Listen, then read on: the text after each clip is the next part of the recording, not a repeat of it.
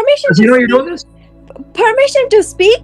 What do you mean? Lie to non-Muslims. Welcome to Christianity over Islam. In today's debate, a passionate female Muslim challenges Sam Shamoun on the teachings of Islam. Can Sam defend his Christian beliefs, or will the Muslim take the upper hand? Stay tuned to see how this intense debate unfolds.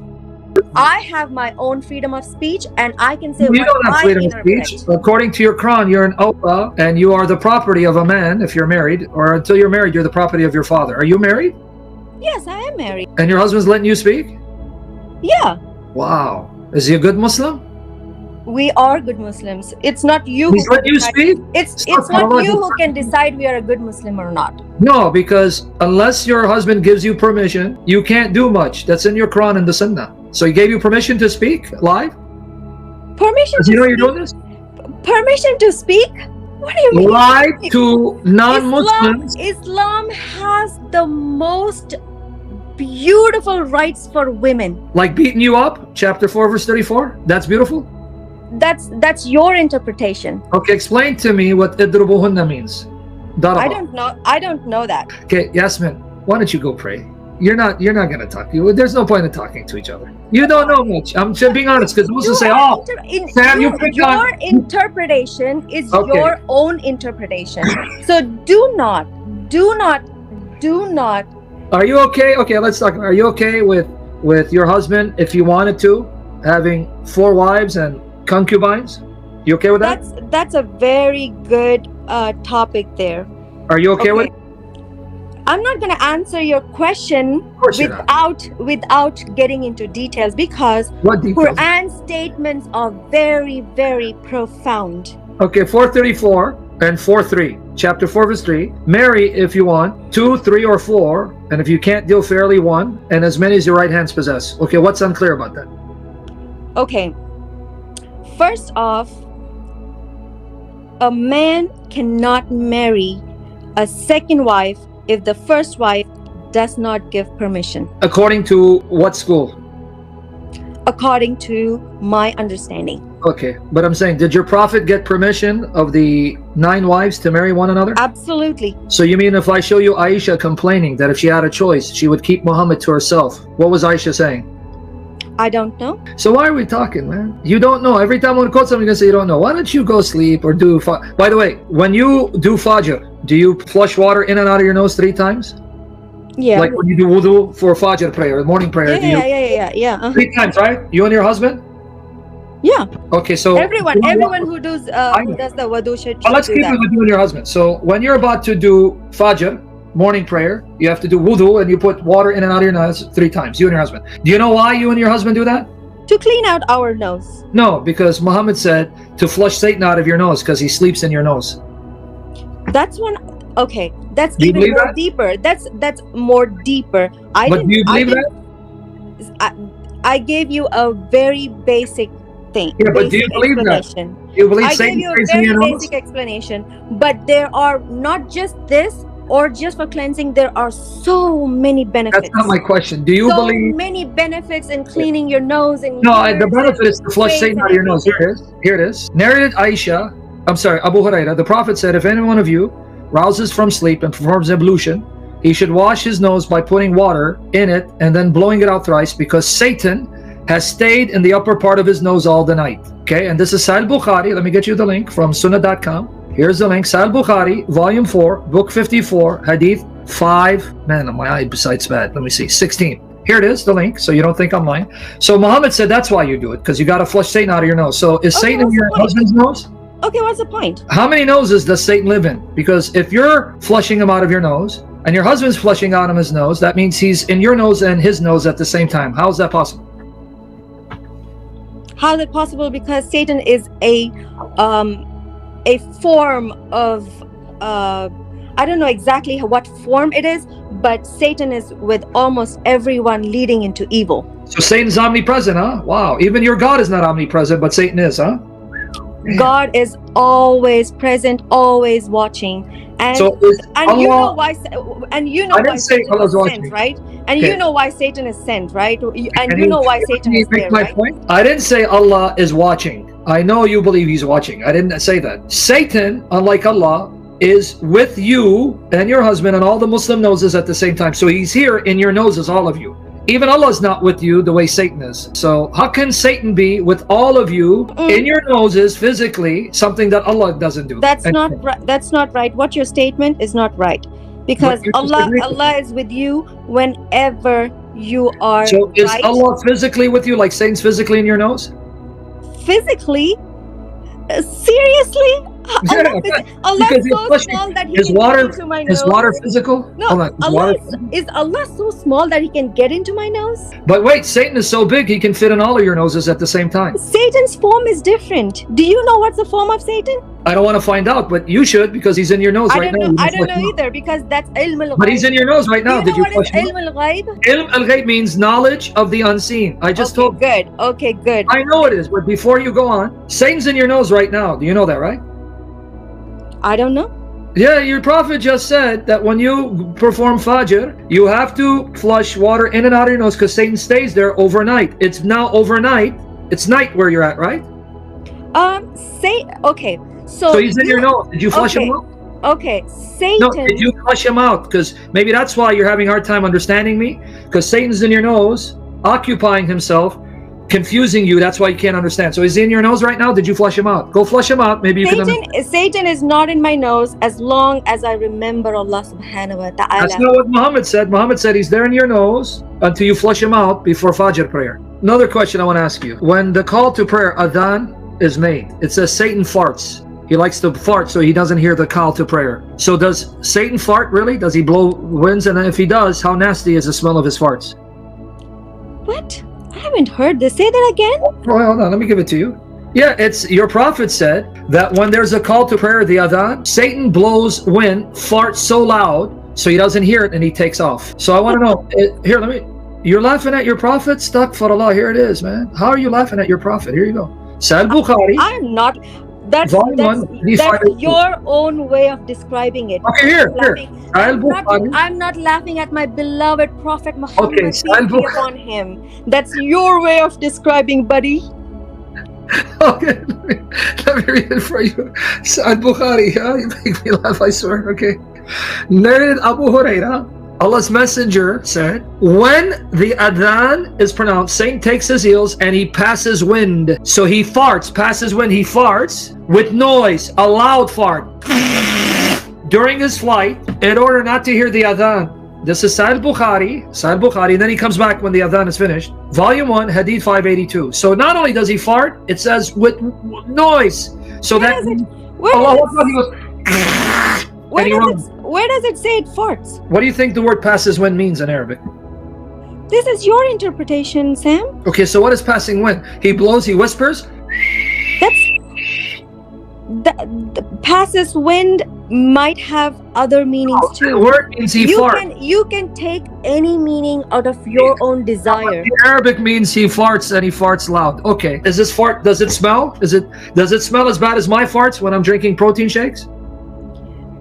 I don't want to talk on this indecent. No, by the way, I'm quoting the sunnah of your prophet. This is Muhammad. Why are you ashamed of the sunnah? Stuck for Allah gets stuck. It says passes wind. Passes wind does not the mean word always means farts. It doesn't always mean fart, Sam. Oh, so you mean he's just passing them by going?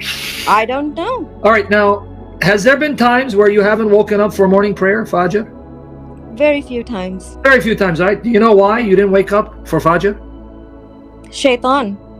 Shaitan, why? You know, how did Shaitan because I listened to Shaitan.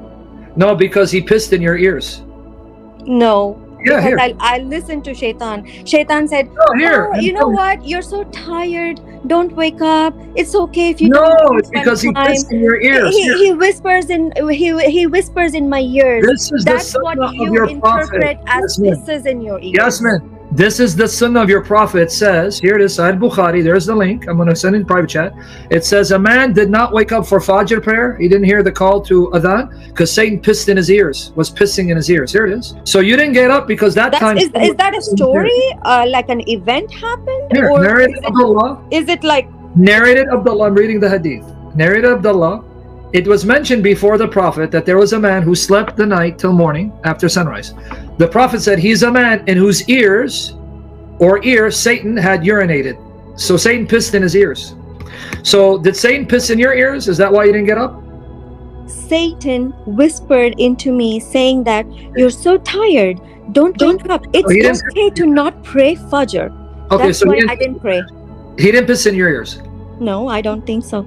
So, but he did piss in this man's ear. So you're okay with Satan? He pisses, he takes a leak, he farts, he stays in your nose. You're okay with that? Now, did you know that one Muslim, a Sahaba, a companion Muhammad, he stoned a she monkey because she committed zina, she cheated on her husband? A group of monkeys started stoning a she monkey because she committed zina, adultery. A group of monkey started stoning a female monkey. Yeah, here it is. Let me get it for you. Sahih Bukhari, Volume 5, Book 58, Hadith number 188. During the pre-Islamic period of ignorance, Jahiliyyah, I saw a she monkey surrounded by a number of monkeys. They were all stoning it because it had committed illegal sexual intercourse. They were stoning her because she committed zina. I too stoned it along with them. So you believe that monkeys can commit adultery? And they should have the Sharia applied to them? They should be stoned? Okay, this one, for this hadith, I cannot talk about it because I need to first consult with an Islamic scholar, because first off, this is about pre-Islamic period. That's something gives me like, what, pre-Islamic period? And how does this man know about this? I need to make sure if this is right, and I need details on it. And if I don't know, I cannot talk about it. Okay, what do you think about Muhammad saying that Jews were turned into rats? Muhammad, Your prophet, yeah. He said that there were some Jews, they were cursed, they were turned to rats, and then later he found out. where is this? Oh, okay, I'm going to give it to you. It's Sahih Bukhari. Now, let me tell you how brilliant your prophet was. How did he realize that they were turned into rats? Watch his genius. This shows he's a prophet, by the way. Okay. Okay, well, let me see. Can I post it before? Okay, hold on. Let me just post it. Yeah. Take your time. Narrated Abu Hurairah, the prophet said, a group of Israelites. This is Quran or Hadith? This is not Quran, right? This is Hadith, Bukhari. Then I'm going to give you Quran. Hadith, Sahih Bukhari. I gave you the link. Narrated Abu Hurairah, the prophet said, a group of Israelites was lost. Nobody knows what they did. But I do not see them except that they were cursed and changed into rats. How do you know they were changed into rats? Now watch. This is why. For if you put the milk of a she-camel in front of a rat, it will not drink it. But if the milk of a sheep is put in front of it, it will drink it. You know what he means? These rats do not drink the milk of a she-camel because in Judaism, they cannot eat camels or drink their milk. So these rats would not drink the milk of a she-camel because that means they were Jews. These Jews became rats, so these rats were Jewish rats. That's why they didn't drink the milk of a she-camel, because that's haram for them. But the milk of a sheep, they drank. I told this to Ka'b, who asked me, did you hear it from the Prophet? I said, yes. Ka'b asked me the question several times. I said to Ka'b, do I read the Torah? I tell you this from the Prophet. So you see the genius of your Prophet? Your Prophet realized, like a genius, hey, these rats, they don't drink the milk of a she-camel. When I put the milk of a sheep, they drink. These are the Jews that Allah cursed. These are Jewish rats, them stinking rats. That's why they don't drink the milk of camels, because camel is forbidden for them. So do you believe that Allah turned Jews into rats? That's a very, very good question. I really appreciate that. All right. That's a very good question. Let me give you the Quran. Let me complete my sentence if I'm allowed to start. Okay, go ahead. Okay. Again, I'm not a scholar. I have to study on this hadith, okay? And second, let me first tell you, okay? Do you want me to give you the Quran first, though, where it says they were turned into pigs and swine? Yeah, if you can send a screenshot also. Right, well, I'm going to send it to you here in the text. It's chapter 5 of verse 60 of the Quran. Surah Al-Ma'idah, the table spread, ayah 60. Say, O Muhammad, to the people of the scripture, shall I inform you of something worse than that? Regarding the recompense from Allah, those Jews who incurred the curse of Allah and His wrath, right? Those of whom some He transformed into monkeys and swines. So Allah turned some Jews to pigs, monkeys, and rats. Okay. So you believe that? The Jews were turned into pigs, monkeys, and rats? Okay. So I need to go to Quran and look at this verse. Okay. Look First at it. thing. You see how Allah says in Quran, if this is in Quran, again, This is Quran. Surah Al-Alaq. disclaimer is only if this is indeed in the Quran, okay? Okay. If what you are showing is indeed in the Quran, look at that. Those Jews who incurred the curse of Allah. So Allah turned them into rats and pigs and monkeys. Okay. No. Don't put words into my mouth. Okay. Look at this. Those Jews who incurred the curse of Allah. He mentions only those. And Yeah, it I'm saying. means, Yeah, and it means and it means that Jews and Christians and Muslims are people of Allah subhanahu wa ta'ala, except for the Jews and Christians and Muslims who incurred the curse of Allah. It's not about just Jews. So they deserve to be turned into It's not about pigs? all Jews. It's I not know. about, it's not about all Jews. It's not all about all Christians. It's not about all Muslims. It's about only those few who incurred the curse of Allah, including Muslims. I'm not saying that Muslims are all good, Muslims are all protected. No. Whoever does wrong, regardless of a Jew, regardless of a Christian, regardless of a Muslim, they are cursed and they will get punished. And Okay. one more thing. We got that. Okay, yeah. You already did. You told me it's only Jews who are evil and cursed. Not all Jews. You already explained it. You want to give me another 5-hour lesson on it? Narrated Abu Huraira. This Abu Huraira is classic. The Prophet said the people of Bani Israel used to take bath naked, all together, looking at each other. The Prophet Moses used to take bath alone. So he used to go take a bath alone by himself. Now watch. They said, Wallahi, by Allah, nothing prevents Moses from taking a bath with us except that he has scrotal hernia. So they were making fun of him. He's embarrassed to take bath with us because he has a physical defect. Okay, now watch. This one I need you to help me understand. So once Moses went out to take a bath and put his clothes over a stone. Pay attention now, Yasmin. Over a stone. And then that stone ran away with his clothes. Wow. The stone ran and stole the clothes of Moses. Then what did Moses do? Moses followed that stone. He chased after that stone saying, my clothes are stolen. Hold on, I'm sorry. My clothes are stolen. My clothes are stolen.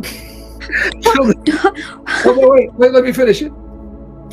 The people of Bani Israel saw him and said, Wallahi, Moses has no defect in his body. Moses took his clothes, and began to beat the stone. Ya kafir, ya munafiq. Abu Huraira added, by Allah, there are still 6 or 7 marks present on the stone from that excessive beating. Okay, so my question to you, this is from Bukhari, Volume 1, Book 5, Hadith 277. Are you telling me a stone ran away stealing Moses' clothes, and you believe that? Can I talk? I mean, because I have 2 more questions, but I want to know, you believe that? Okay. Do you want my response now? Before you do, let me ask you a second one, then I'll let you respond. Second question. So you believe Allah caused the stone to run away with the clothes so that Moses could run naked, fully naked, in front of the entire Bani Israel, women and children, married women, looking at Moses' naked body, seeing his genitals as he's running to show that Moses' body is perfect? Do you believe that too? Did I first say yes for the first statement? But you got to. This is Sunnah. This is I asked you a simple question. Do you want my response now? I just asked you. I didn't say yes. So you're rejecting Bukhari, the son of your prophet. Astaghfirullah, a'udhu billahi. I am not rejecting Bukhari. I just don't know where this fake Bukhari that you got. Okay, I gave you the link here. You can show it to your scholar. I will confirm with my scholars. Okay, give it here. Here it is. Save the link though. I just sent a private chat. Yes, I'm going to save. Assuming he says yes, it's authentic. Let's just assume it's authentic. Just let's say.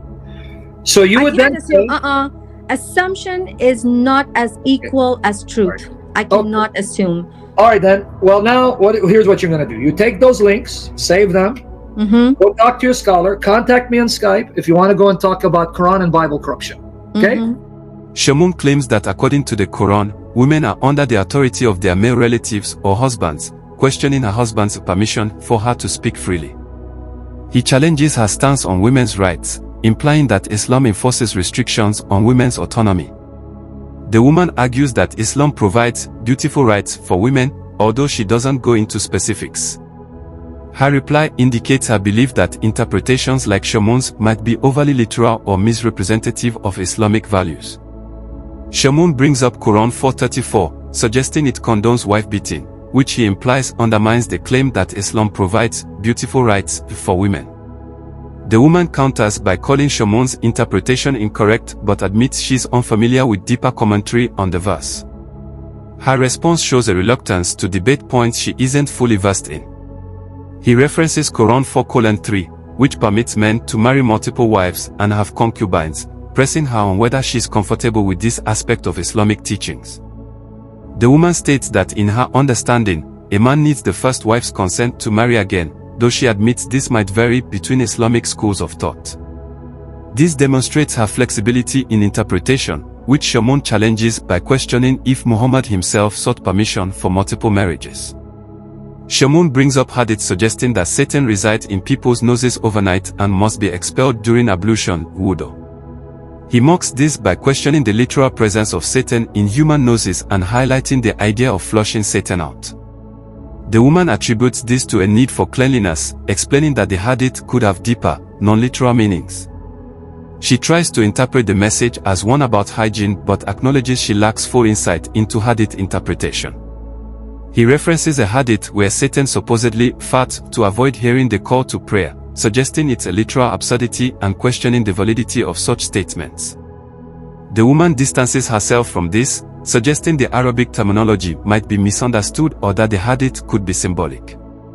She doesn't engage deeply, implying her discomfort with such literal readings. He brings up another hadith claiming that if someone misses the morning prayer, it's because Satan pissed in their ears. Shamoun uses this to ridicule the idea and question its credibility. The woman states she believes Satan whispers to discourage prayer but dismisses the literal concept of Satan urinating in people's ears. He highlights a narration in which monkeys supposedly enacted stoning upon a monkey that committed adultery. He uses this story to question Islamic views on punishment and whether animals could be subject to Islamic law. The woman hesitates to comment, stating she'd need to consult a scholar. She also notes the account predates Islam, which she suggests might lessen its religious significance. He points to hadiths and Quranic verses that speak of Jews being cursed and transformed into animals, example, pigs and rats. Shamoun uses this to challenge the consistency and moral implications of Islamic scripture. The woman suggests this verse applies only to certain Jews who incurred divine wrath and is not a blanket condemnation. She implies the curse was specific to those who transgressed, attempting to frame the text in a way that doesn't universally condemn Jews. He narrates a hadith where Moses supposedly chases after a stone that ran with his clothes, questioning the literal truth and raising doubts about hadith reliability. The woman refrains from commenting directly, again stating she needs scholarly interpretation. He uses literal interpretations and mockery to expose what he views as inconsistencies or absurdities in Islamic teachings, often quoting hadiths in detail to support his challenges. She frequently appeals to a broader, less literal interpretation of Islamic texts, though her responses show uncertainty and lack of specific knowledge on some points. Her insistence on consulting scholars suggests she recognizes the complexity of Islamic jurisprudence. This debate underscores differences in interpretative approaches, with Shamoun employing a critical, literal approach to Islamic text while the woman advocates for a more contextualized, often metaphorical understanding. This exchange reveals the difficulties in discussing religious texts across different interpretative traditions, especially when one participant lacks deep expertise on the topics raised. That wraps up today's debate. What are your thoughts? Did the female Muslim make a strong case, or did Sam Shamoun hold his ground? Let us know in the comments below. And if you enjoyed this video, don't forget to like, share, and subscribe for more Manifest Live content. See you next time.